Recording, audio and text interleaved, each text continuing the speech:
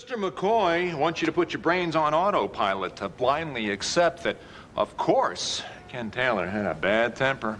Of course, Julie was breaking up with him. Of course, she landed at LaGuardia.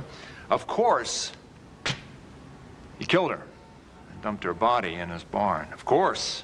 Of course. Mr. McCoy doesn't want you to concern yourself with another perfectly reasonable theory. That it was Cecilia Knowles who was jealous of Julie Gorham, who killed her, took her place on the plane, took the sailbag from the boat, and buried her in Mr. Taylor's barn. And Cecilia did this because she was obsessed with my client. She wanted to possess him, control him. Where's the proof? I wanted you to hear what she told her therapist, but Mr. McCoy had those records suppressed. Objection. Facts not in evidence. Mr. Garnett, you've made your point. Move on.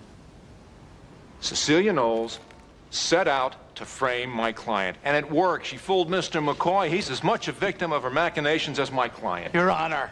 It's summation, Mr. McCoy. He's allowed to argue his case. Go on. Ladies and gentlemen, this isn't the first time Mr. McCoy has been fooled by Cecilia Knowles. He doesn't want you to know, but she's done this before. Objection. Facts not in evidence. Sustained. Wrap it up, Mr. Garnett. That's not good enough. Sidebar, Your Honor. Denied. Mr. Garnett? He's bringing up facts not adduced at trial. I want, Your Honor, to instruct the jury to... Sit down, Mr. McCoy. Your Honor made rulings. The people relied on them. I want his summation stricken from the record. I'll do no such thing. Your Honor, you're leaving us with no remedy. If you won't uphold your own rulings... Be quiet, Mr. McCoy. Now sit down.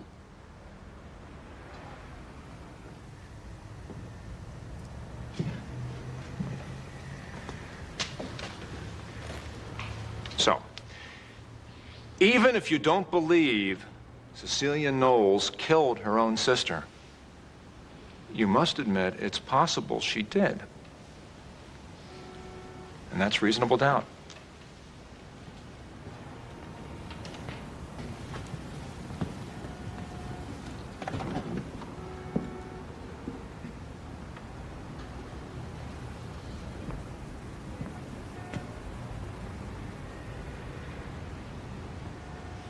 Cecilia Knowles isn't here today because, as you know, she's in a coma.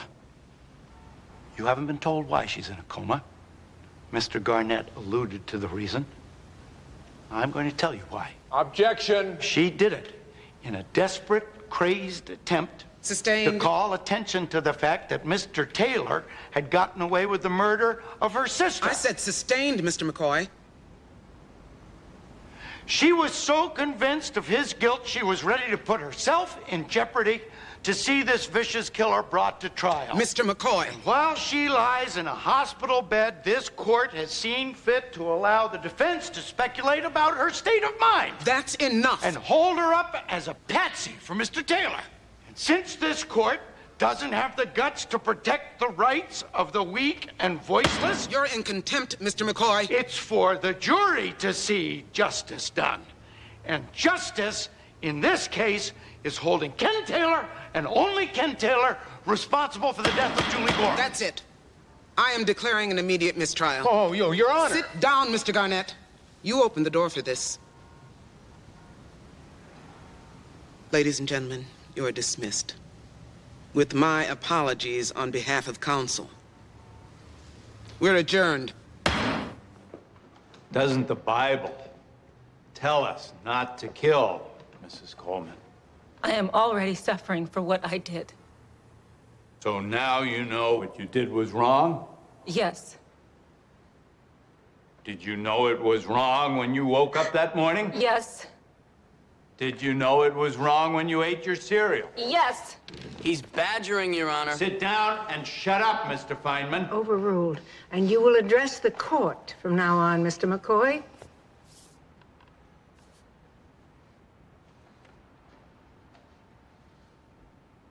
Let me ask you this, Mrs. Coleman.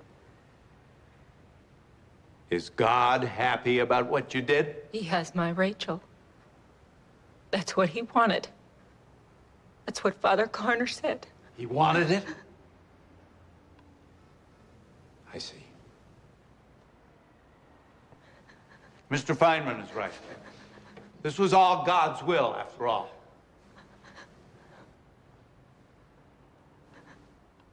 I'd say that was pretty selfish of him, wouldn't you? No. Why not? The God you describe sounds like he's sitting around heaven. He gets bored. So he arranges for you to kill your child. No. God is not like that. God is good and benevolent. Benevolent. He makes you murder your 8-month-old daughter. That was me. They're all full of it. I didn't call anybody. You know what? We can pull your phone records. We can prove you made those calls, Stewart. Even if he did make a few crank calls... Crank calls, he made threats, Mr. Barkley. According to you. But I guarantee it was Harrigan who put him up to it. He and his father, they're all alike with their Irish temper. They lose control, and the next thing you know, you have a murder. Harrigan did it because he's a Mick? Detective Logan is a Mick. I'm a Mick, sir. And if you don't shut up, I'll lose control and throw you out of the room. Take that cap off. Your tough guy act is not going to save you. Our witness put you in the park with Colin and the gun a half an hour before Mr. Prescott was shot. You knew your guns were being sold unlawfully to criminals. We have no control over that. If a liquor store sells beer to an adult who turns around and sells it to a minor, is the brewer responsible? He is, if he makes bubblegum flavored beer. This is the slide bolt for a Rolf 9. The part that's being modified for automatic fire. This is where the design flaw is, isn't it? The design is not flawed. The gun is simply vulnerable to tampering, like all firearms. If it's vulnerable, why didn't you correct it? Suppose we did. We shut down production, we redesign the gun, we retool the factory. 6 months from now, some other bright kid finds another way to tamper with the gun. Do we change the design again just to keep pace with the criminal mind? But the real problem is sales, isn't it? No, the real problem is no one's enforcing the laws. The laws. Mr. Weber, didn't you contribute to a special interest group that lobbied Congress to pass the so-called gun owners' rights bill that weakened gun control laws? We have a right to participate in the political process. You not only armed Dennis Trope, you undermined the very laws that were supposed to protect us from them, didn't you? No, that's not true. Look, none of this is our fault.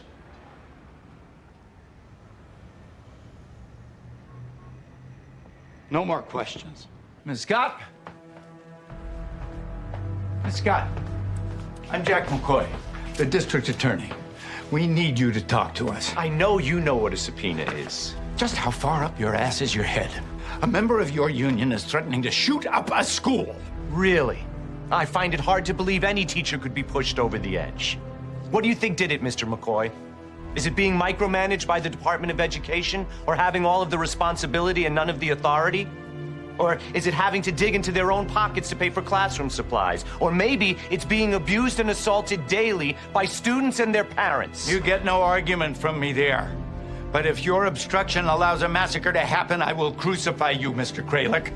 I will charge you with negligent homicide, and after I convict you, I'll resign my job and represent the families of the victims in a wrongful death suit against you and the union. By the time I'm done, you'll be finished. So my advice to you is get out of my way! Now, Miss Scott, please, I beg you. Doctor, we heard testimony that you guaranteed Hudson Medical Center you'd have a heart-lung block for them to transplant. They misunderstood. And now you're working at Hudson. You've been wanting to leave Woodward for some time, isn't that true? Yes, their insurance company is forcing them to stop doing heart transplants. You'd applied to other hospitals? Yes? And you'd been turned down because of your salary demands, correct? I really couldn't say. Your monthly financial obligations are substantial. Alimony, child support for 2 kids, payments on a condo in the city, a home in Sands Point, 2 luxury cars. Yes. Yes. You need that big paycheck, don't you? And Hudson Medical Center was the only hospital willing to meet your price. Yes. if you delivered a heart-lung block to them that night. No, that is ridiculous. They hired me because of my qualifications. Doctor, we've heard testimony from several neurologists that Nancy O'Neill would have survived her injuries. Well, they're wrong. The fact is she did not survive. She failed the apnea test. She was dead. Brain dead. Yes. You're absolutely sure? According to the medical standards that we live by, yes, there is no question that she was dead.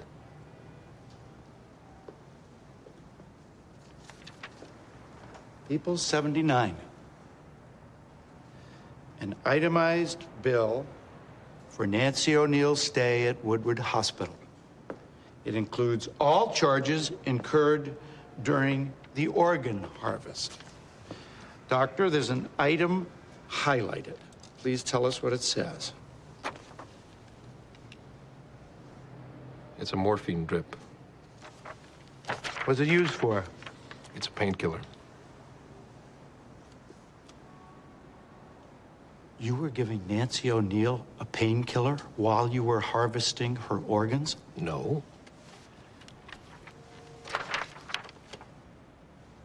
This is a mistake. It's not on her hospital chart. You're right. It isn't.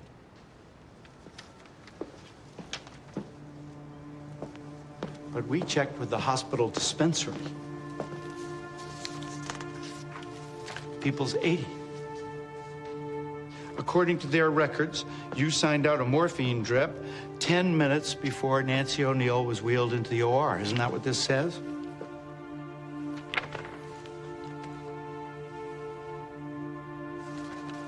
Yes.